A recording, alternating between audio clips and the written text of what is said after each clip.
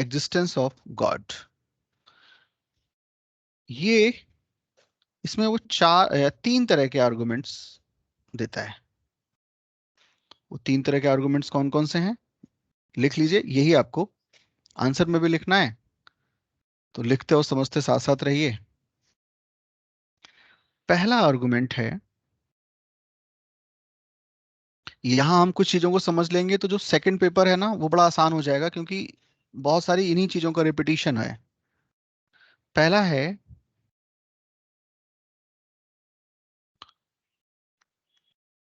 Ontological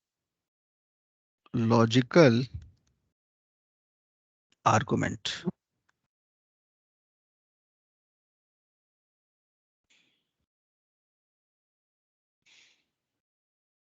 ontological argument, इसको हिंदी में बोल सकते हैं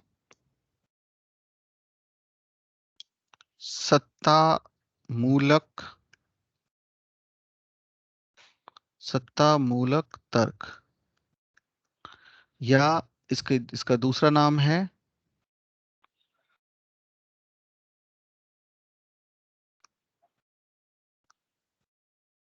प्रत्यक्ष, प्रत्यय मूलक, सॉरी, प्रत्यय सत्ता मूलक तर्क। मैं कई नाम इसलिए बता रहा हूं ताकि एग्जाम में किसी भी नाम से आए तो आपको ये ना लगे कि कोई नई चीज आ गई है। तो सत्ता मूलक तर्क, प्रत्यय सत्ता मूलक तर्क, या ऑन्टोलॉजिकल आर्गुमेंट। बहुत आसान है, यहाँ के बाद बहुत आसान चीजें शुरू होती हैं। अच्छा, अभी क्योंकि मैं डेकार्ट बता रहा हूं तो मैं डेकार्ट के सभी चीजों को बिल्कुल एज इट इज बता रहा हूं, जैसा डेकार्ट को मान के बता रहा हूं डेकार्ट क्या बताता। अगले स्टेज में नेक्स्ट क्लास में हम इन सब की आलोचना करेंगे, इन सब को क्रिटिकली देखेंगे। तो कॉजिटो भी क्रिटिकली देखेंगे, गॉड भी देखेंगे, और यूनिवर्स भी देखेंगे जो बता रहा है। पर अभी हम इसकी थ्योरी जो propound होना है इसके बारे में बात कर रहे हैं। तो आप अभी जितना भी पूछेंगे डेकार्ट की तरफ से मैं बताऊंगा, और आपके समझ में आ जाए, इसलिए जरूरी है कि फर्स्ट स्टेज में जब हम किसी फिलोसफर को समझें तो उसी के दृष्टिकोण से देखें, फिर क्रिटिक के दृष्टिकोण से देखेंगे, तो फिर तो हर चीज पे हम क्रिटिक करेंगे। अभी हम जो प्रूव कर रहा है अपनी तरफ से एग्जिस्टेंस ऑफ गॉड के लिए आर्गुमेंट, उस पे बात कर रहे हैं। क्या ये हर तरह के क्रिटिक्स से ऊपर है? नहीं है, इसमें बहुत सारी कमियां होंगी। बट अभी हम कमी पे बात करेंगे और उसी समय थ्योरी पे बात करेंगे तो समझ में नहीं आएगा। तो हम पहले समझते हैं कि ये कह क्या रहा है, ये प्रूफ अपने ढंग से क्या प्रूव कर रहा है। तो पहला आर्गुमेंट है, पहला तर्क देता है ऑन्टोलॉजिकल आर्गुमेंट। ये क्या है इस पे हम बात करेंगे। पहले तीनों नाम देख लेते हैं कौन कौन से आर्गुमेंट्स हैं। दूसरा आर्गुमेंट में मैं बात करूं तो दूसरा आर्गुमेंट है कॉजल थ्योरी, देख लेते हैं। CAUSAL, causal argument.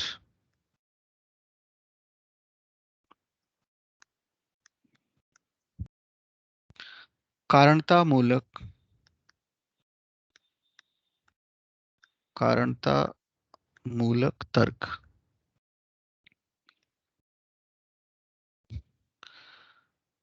थर्ड हम देख सकते हैं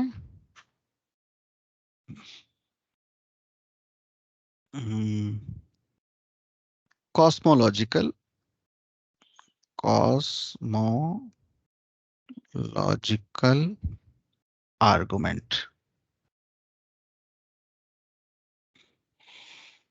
हिंदी में बोलेंगे इसको सृष्टि, सृष्टि मूलक तर्क। ये तीन argument, ontological argument, causal argument, cosmological argument. शुरुआत करते हैं पहले से। तो आपके एग्जाम में सीधे सीधे आ सकता है argument for existence of God according to Rene Descartes. टिप्पणी करें, वो छोटा सा प्रश्न आएगा क्योंकि बहुत छोटा सा है ये, कमेंट में आ सकता है। तो आप लिखेंगे सबसे पहले, इसका सबसे पहला आर्गुमेंट है ontological, ontological argument.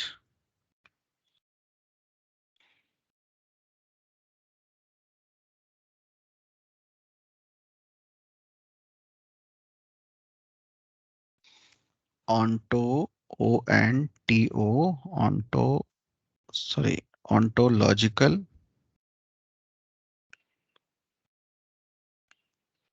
Ontological argument. बहुत सिंपल है, कुछ स्टेप हैं इसमें। जैसे कि हमेशा प्रिमाइस होता है कुछ, और उससे फिर कंक्लूजन तक पहुंचते हैं। ये प्रिमाइस आप लिखते चलिए। सिंपल प्रिमाइस कहता है we have an innate idea of God. We we have an innate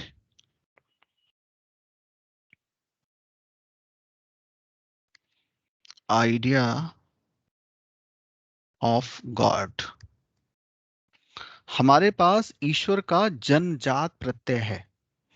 हमारे पास ईश्वर का जन्मजात प्रत्यय है। हमारे पास ईश्वर का इनेट आइडिया का, कि हिंदी मैंने बताई थी आपको। इनेट आइडियाज क्या होते हैं?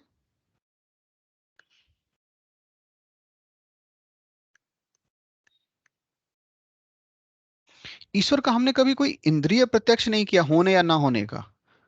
जो नहीं भी मानते हैं कि ईश्वर नहीं है, ईश्वर में विश्वास नहीं करते, वो भी ईश्वर का जो आइडिया है, ये हमारे मन में, हमारे माइंड में इनेट रूप से है। ऐसा नहीं है कि हमने अपने सेंस ऑर्गन से महसूस किया, या उसका ना होना महसूस किया, या होना महसूस किया। ये हमारे मन में होता ही है। हम जब से जन्म लेते हैं तब से ही ईश्वर के बारे में आइडिया होता है। कुछ लोग नहीं मानेंगे, कुछ लोग मानेंगे, बट ईश्वर का आइडिया होता है इसके अकॉर्डिंग। तो we have innate idea of God. और ये जो गॉड का आइडिया होता है हमारे मन में, वो गॉड का आइडिया परफेक्ट आइडिया होता है। तो सेकंड प्रिमाइस हम देख सकते हैं, God's idea is a perfect idea. Perfect idea, यह ईश्वर का आइडिया, ईश्वर का जो प्रत्यय है वो एक पूर्ण प्रत्यय है। कोई भी कमी नहीं होती है, कंप्लीट आइडिया होता है। ये प्रत्यय कंप्लीट आइडिया का होता है। तो हम दूसरी प्रेमाइस हिंदी में बता रहा हूं मैं। ईश्वर का प्रत्यय पूर्ण प्रत्यय है। इससे ज्यादा कंप्लीट कोई और प्रत्यय के बारे में हम सोच भी नहीं सकते। कंप्लीटनेस है इसके अंदर। जो कुछ भी गुण है, जो कुछ भी एट्रीब्यूट हो सकते हैं, वो सब सारे एट्रीब्यूट ईश्वर में एक साथ हैं।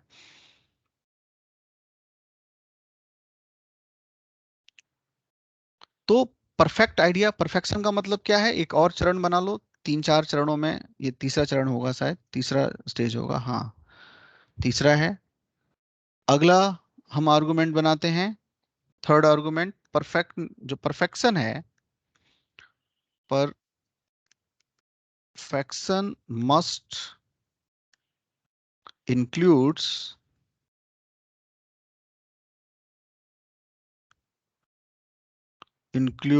ऑल प्रॉपर्टीज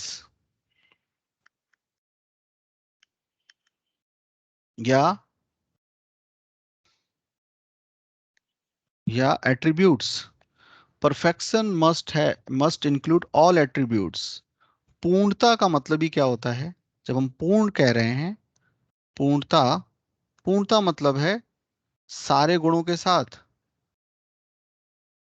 पूर्णता का मतलब क्या होता है? पूर्णता, पूर्णता में सारे गुण या विशेषताएं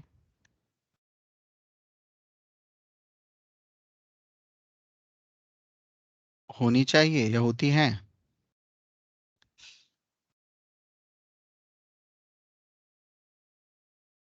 पूर्णता में सारे गुण होते हैं।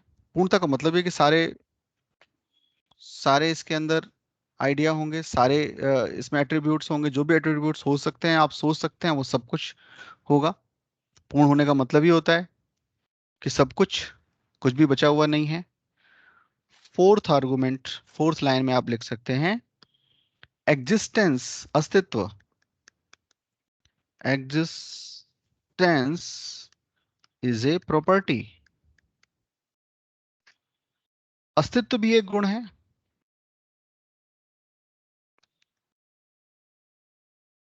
अस्तित्व भी एक गुण है।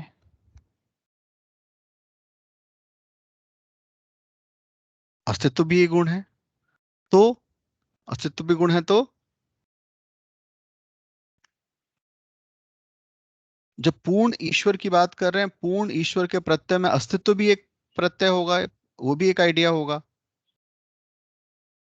अस्तित्व भी तो एक गुण ही है, एग्जिस्टेंस भी तो एक प्रॉपर्टी है। और हमने कहा कि ईश्वर का जो आइडिया है उसमें सारे प्रॉपर्टीज होते हैं, तो एग्जिस्टेंस भी एक प्रॉपर्टी है। इससे प्रूव करता है वो परफेक्ट गॉड एग्जिस्ट, एक पूर्ण अस्तित्व, पूर्ण ईश्वर का अस्तित्व है। तो ये 5 चरण में आप इस बात को, जो बात कह रहा है वो क्या क्या कह रहा है, मैं इसको फिर से रिपीट कर रहा हूं। देखिए, पहली बार हम सुनते हैं तो थोड़ा सा अजीब सा लगता है, बट वो चीजें समझ में आने लगती हैं धीरे धीरे। वो कह क्या रहा है, ईश्वर को प्रूव कर रहा है उसके एग्जिस्टेंस से ही, उसके आइडिया से ही। तो यहां पर जब भी ऑन्टोलॉजिकल आर्गुमेंट की बात आए तो आपको कुल मिला के क्या समझना है, आइडिया ऑफ गॉड, मैं यहाँ पे इस सारी बातों को संक्षेप में लिख रहा हूं।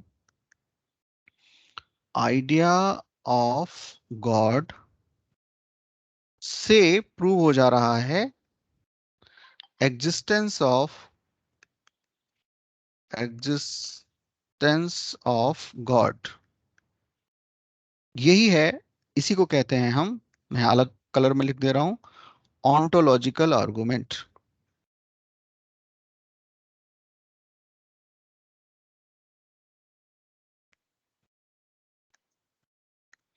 तो ऑन्टोलॉजिकल आर्गुमेंट क्या है, आइडिया ऑफ गॉड से ही ये प्रूफ कर रहा है existence of God. Idea of God क्या है, परफेक्ट आइडिया है।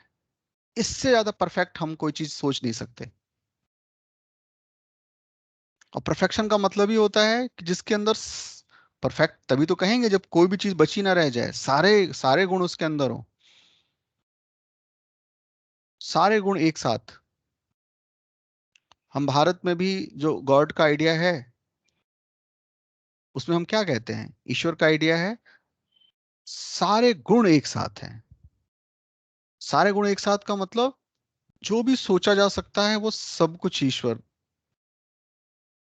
ईश्वर को परफेक्ट बनाता है। तो ईश्वर जितना परफेक्ट, कुछ आप और कुछ सोच ही नहीं सकते। यही बात क्रिश्चियनिटी में भी कही जा रही है, यही बात ये कह रहा है कि आइडिया ऑफ गॉड कैसा है। पहला चरण में क्या देखा हमने, पहली बात तो ये कह रहा है कि we have an innate idea of God. ईश्वर का प्रत्यय हमारे मन में, हमारे मस्तिष्क में, हमारे आत्मा में इनेट होता है, कोई डालता नहीं है, होता ही है।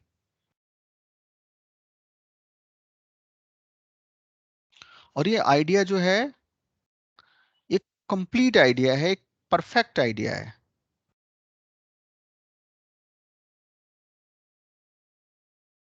एक परफेक्ट आइडिया है।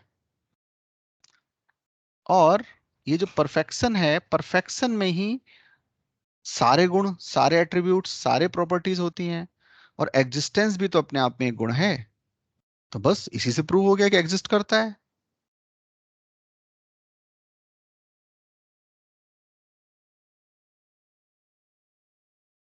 बोलो, बात समझ में आ रही है? ये क्या कह रहा है, ये समझ में आ रहा है नहीं आ रहा? Yes sir. तो मैं फिर से कह रहा हूं क्योंकि मुझे पता है जब हम पहली बार कुछ चीज सुनते हैं तो थोड़ा हजम करने में टाइम लगता है। ऑन्टोलॉजिकल आर्गुमेंट क्या बता रहा है ये? इसमें वो प्रूफ कर रहा है, प्रूफ्स दे रहा है, proofs for existence of God. इसमें क्या कह रहा है? एक इन्नेट आइडिया की बात कर रहा है। और इस याद करो, इसकी शुरुआत हर चीज में कैसे होगी? इसने अपना मेथड बताया है, इन्नेट से शुरू होगी। तो वही बात यहां कह रहा है, इन्नेट आइडिया। इन्नेट आइडिया में ही इंक्लूड है। आप ये डायग्राम बना सकते हैं एग्जाम में भी, अपनी नोटबुक पे बना लीजिए। इन्नेट आइडिया में ही परफेक्शन या परफेक्ट आइडिया इंक्लूड है। इन्नेट आइडिया ही है ईश्वर का परफेक्ट आइडिया। और परफेक्ट का मतलब ही होता है, आप इस तरह से कोई डायग्राम वग्राम बना सकते हैं, कई बार अच्छा लग सकता है किसी को, या आपको रिवीजन करने में आसानी होगी। इट कंटेन्स, मैं वही बात को फिर से अलग शब्दों में बता रहा हूं, इट कंटेन्स ऑल प्रॉपर्टीज।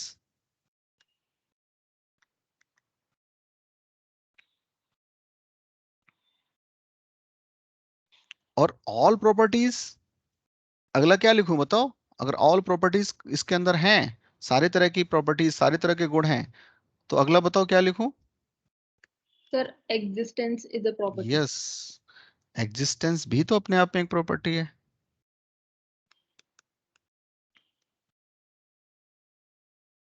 और एग्जिस्टेंस प्रॉपर्टी है, एग्जिस्टेंस प्रॉपर्टी है, तो बस प्रूव हो गया आइडिया ऑफ गॉड। बस यही बात याद रखनी है, आइडिया ऑफ गॉड जो है इसी से प्रूव हो रहा है गॉड का एग्जिस्टेंस। इसीलिए इसको कह रहे हैं ऑन्टोलॉजिकल, सत्ता है इसके गुण में ही है। Idea of God, idea of God हमेशा, आइडिया ऑफ गॉड हमेशा परफेक्ट होता है। जो परफेक्ट नहीं है फिर वो गॉड ही क्या है? जो परफेक्ट नहीं है उसको हम गॉड थोड़ा ना कहेंगे, तो परफेक्ट आइडिया होगा हमेशा। गॉड हम कहते ही उसको हैं कि उससे ज्यादा परफेक्ट के बारे में आप नहीं सोच सकते। हम मजाक में क्या, हम कई बार श्रद्धा भाव से कह देते हैं कि जो सचिन तेंदुलकर है वो क्रिकेट का गॉड है। अब ये जो बात हम कह रहे हैं इसका मतलब भाव ये होता है कि वो अपने काम में परफेक्ट है, कोई कमी ही नहीं है। तो वही मैं समझाने के लिए कह रहा हूं, आइडिया ऑफ गॉड में ही परफेक्ट आइडिया इंक्लूड है। और परफेक्ट आइडिया हमेशा ऑल प्रॉपर्टीज के साथ ही होगा, परफेक्शन का मतलब ही यही है।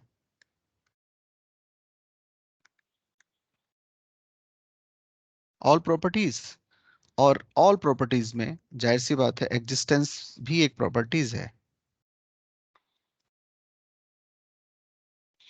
और एग्जिस्टेंस प्रॉपर्टी है तो खुद ही कह रहा है, इसका मतलब गॉड एग्जिस्ट करता है। प्रूव हो गया, गॉड एग्जिस्ट। इस तरह से इसका आर्गुमेंट है अबाउट गॉड। मेरे ख्याल से आप समझ गए, यही बात लिखनी है। ऐसा नहीं कि आलोचना से परे है ये, बट अभी हम आलोचना की बात, क्रिटिसिज्म की बात नहीं कर सकते, पहले हम पूरी थ्योरी तो जान लें, फिर अगला चरण तो यही होगा ही होगा। खैर, दूसरा है, दूसरा आर्गुमेंट है, बताओ दूसरा आर्गुमेंट किस बारे में था? सर एक क्वेश्चन था इसमें, हाँ पूछिए। जब ये गॉड की एग्जिस्टेंस की बात कर रहा है तो सर ये मतलब एक वो बिलीफ या फिर जो मतलब हमारा इनेट बिलीफ है उसकी बात कर रहे हैं ना, मतलब फिजिकल एग्जिस्टेंस की तो कोई बात नहीं हो रही ना। नहीं, फिजिकल एग्जिस्ट कुछ भी नहीं है। ओके। दूसरा है कॉजल आर्गुमेंट, कारणता मूलक तर्क। कारणता मूलक तर्क, ये क्या है? ये भी सिंपल है, आप पहले के लेक्चर्स में कॉजल आर्गुमेंट पढ़ चुके हैं। जो शुरुआती जो टर्मिनोलॉजी की के लेक्चर्स थे उसमें आपने जरूर पढ़ा होगा। ये वही आर्गुमेंट है, कॉजल आर्गुमेंट। क्या है ये?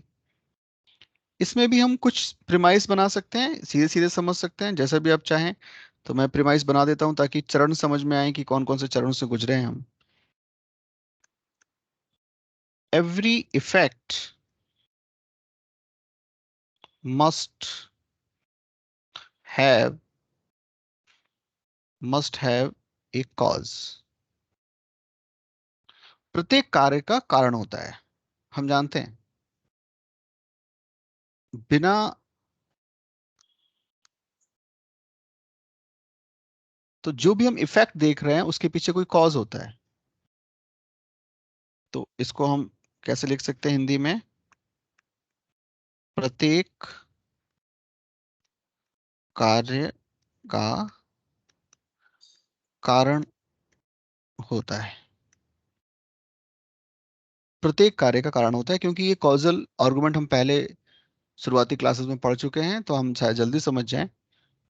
Every effect must have a cause. और ये कॉज भी कैसा होगा? सुफिशिएंट कॉज होगा, पर्याप्त कारण होगा, तभी वो काम होगा। इसको मैं फिर से समझा दूंगा, हालांकि मैं समझा चुका हूं इसको। Every effect has a sufficient sufficient cause। प्रत्येक कार्य का पर्याप्त कारण होगा। sufficient cause, पर्याप्त कारण, पर्याप्त कारण होना चाहिए। हमने देखा था कोई इफेक्ट में दो चीजें हैं, पुरानी बात याद करो। कॉज इफेक्ट में शुरुआती क्लास में पढ़ा बता चुका हूं। इफेक्ट है तो इसमें दो चीजें जरूर होंगी। एक तो दो कॉज होंगे। पहला कौन कौन से कॉज, जल्दी से बताओ, कौन कौन से कॉज होंगे? Sir efficient cause and material cause. And material cause. Material cause मैंने एग्जांपल उस समय दिया था, मैं फिर से वही दे रहा हूं ताकि याद हो जाए। इसको हिंदी में बोलते हैं निमित्त कारण। कुछ ना कोई निमित्त होगा, निमित्त कारण। और ये उपादान बोल देते हैं, ये संस्कृत का शब्द है, उपादान कारण, जो हिंदी में यूज होता है। तो कोई भी कार्य के पीछे इफिशिएंट कॉज होगा, निमित्त कारण होगा। जैसे मैंने बताया था, कुम्हार, अगर मैं घड़ा देख रहा हूं, घड़ा तो इफेक्ट है, तो जरूर इसके पीछे एक इफिशिएंट कॉज होगा, कुम्हार, पॉटर। और मटेरियल, मिट्टी जिससे घड़ा बना है। तो घड़ा में जो देख रहा हूं, इसके पीछे में अगर पीछे होके देखूं, घड़े के पीछे के घड़ा तो कार्य है, इसके कारण को देखूं तो दो कारण मुझे जरूर दिखाई देंगे। एक इसका बनाने वाला, और एक जिस मटेरियल से ये बना है। मेरे ख्याल से ये बात पुरानी है, समझ में आ रही होगी। बढ़े आगे। Yes sir. और ये जो इफिशिएंट कॉज है वो सफिशिएंट होना चाहिए। जैसे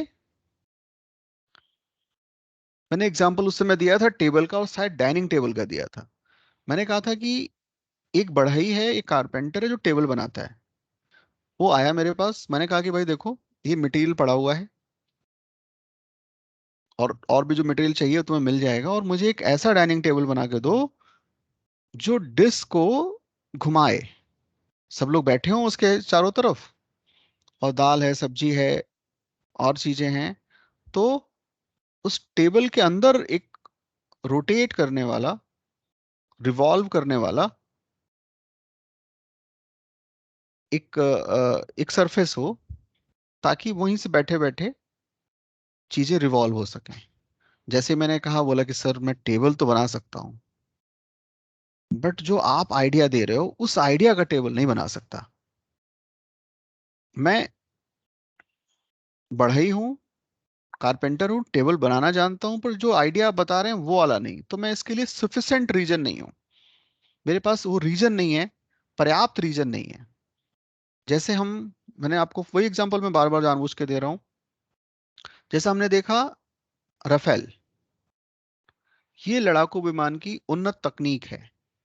तो हमारा जो HAL है, जो हमारी इंडियन कंपनी है, जो ऑलरेडी तेजस बनाती है फाइटर प्लेन, बट वो तेजस बना सकती है, बट वही हमारे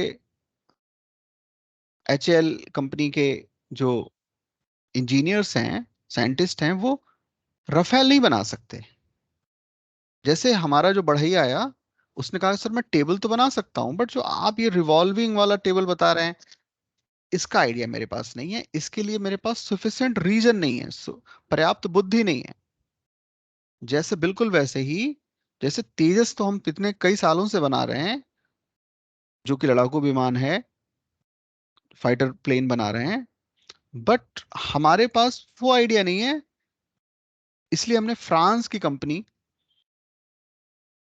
जिसके पास वो सफिशिएंट रीजन है, जो बना सकता है उससे उन्नत, उससे बेटर फाइटर प्लेन, राफेल, वो, तो जो भी कार्य है उसके पीछे इफिशिएंट कॉज और मटेरियल कॉज होगा, बट इफिशिएंट कॉज में भी सफिशिएंट रीजन होना चाहिए उस तरह के आइडिया बनाने के लिए। तो हो सकता है कि जो दशा कंपनी है जो बना रही है राफेल, वो हो सकता है तेजस बना ले, बट ये तेजस वाले राफेल नहीं बना पा रहे हैं, क्योंकि उनके पास सफिशिएंट रीजन नहीं। अपने से कम वाला काम तो मैं कर सकता हूँ, मेरे पास अगर सफिशिएंट रीजन है, तो उससे नीचे वाला काम जिसमें जिसमें कम रीजन की जरूरत पड़ती है, वो तो मैं कर लूंगा। मेरी बात समझ रहे हैं आप लोग ना? सफिशिएंट रीजन का होना जरूरी है उस काम के करने के लिए। बोलो, क्लियर है ना? इसी तरह मटेरियल भी कैसा होना चाहिए? एडुकेट होना चाहिए। जैसे कि मैंने बताया था आप लोगों को, जैसा कि मैंने आप लोगों को बताया था कि टेबल बनना है, और उसमें मान लो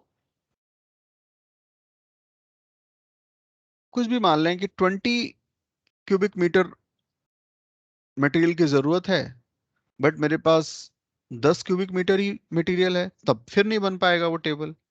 तो सफिशिएंट रीजन हो और एडिक्वेट मटेरियल हो, ये दोनों होना जरूरी है, तभी वो परफेक्ट वो वाला काम हो पाएगा, इफिशिएंट वो हो पाएगा किसी इफेक्ट के लिए। ठीक है ना, सब लोग समझ रहे हैं?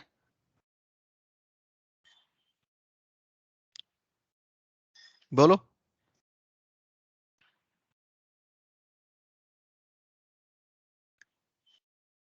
अरे बताओ। Yes sir. अभी हमने ऑन्टोलॉजिकल आर्गुमेंट में भी देखा था, और इन्नेट आइडिया है ये, कि हमारे मन में ईश्वर का पूर्ण प्रत्यय है।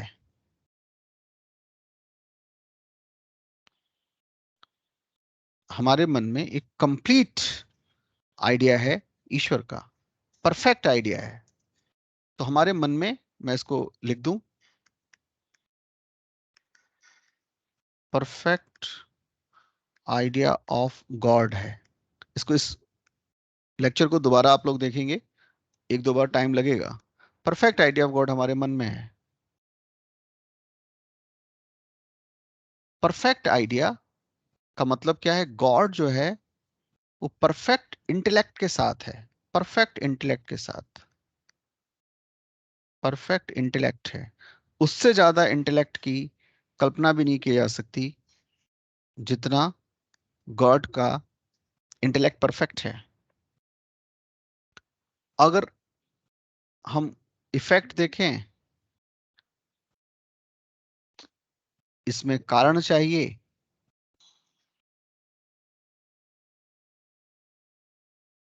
इफेक्ट हमने अभी देखा, बात की कि इसमें जो है ना, सुफिशिएंट कॉज चाहिए, पर्याप्त कारण चाहिए, पर्याप्त कारण। जब हमारे मन में परफेक्ट गॉड है, मन में परफेक्ट गॉड है,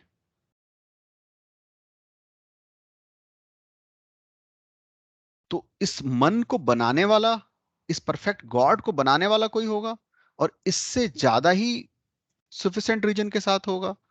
तो अगर मेरे मन में परफेक्ट गॉड का एक आइडिया है, तो जो परफेक्शन का जो आइडिया है उसके लिए कोई कॉज होना चाहिए और सफिशिएंट कॉज होना चाहिए। जितना मैं परफेक्शन समझ रहा हूं कम से कम उतना परफेक्ट या उससे ज्यादा परफेक्ट होना चाहिए। और वो ये जो परफेक्शन का आइडिया है इसी से गॉड प्रूव हो जाता है कि एक परफेक्ट गॉड है। फिर से समझिए, जो मेरे मन में परफेक्शन है गॉड को लेकर, इसी से प्रूव हो रहा है कि कोई परफेक्ट गॉड है। क्योंकि परफेक्शन का आइडिया आया ही कैसे, इससे परफेक्ट कोई कम से कम इतना या इससे ज्यादा परफेक्ट एक्चुअल में होना चाहिए गॉड को। तो कॉज क्योंकि मेरे मन में है, इसका कोई कारण होगा। कारण के तौर पर ईश्वर प्रूव्ड होता है इस आर्गुमेंट में। मेरे मन में है एक परफेक्ट आइडिया ऑफ गॉड। ये परफेक्ट आइडिया ऑफ गॉड का मतलब है, क्योंकि ये अगर मैं इसको कारण, इसको मैं कार्य मान लूं, इफेक्ट मान लूं कि मेरे मन में है, जिसके पीछे कोई करने वाला होगा। वो करने वाला कौन हो सकता है? कम से कम उतना परफेक्ट होगा तभी तो। और इस तरह का परफेक्शन केवल गॉड में हो सकता है। ये बात समझ में आई क्या?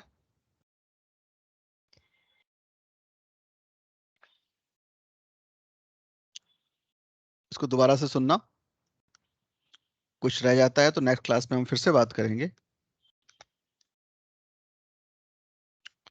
लास्ट है, थर्ड है, ये तो बहुत ही आसान है। कॉस्मोलॉजिकल आर्गुमेंट, सृष्टि मूलक तर्क। सिंपल है, अभी इसी पुरानी बातों पे ही है। जगत भी तो एक इफेक्ट है। इफेक्ट है तो जरूर इसमें मटेरियल कॉज होगा और इफिशिएंट कॉज होगा। इफिशिएंट कॉज कौन हो सकता है? किसने जगत बनाया होगा? जो जगत से ज्यादा परफेक्ट हो।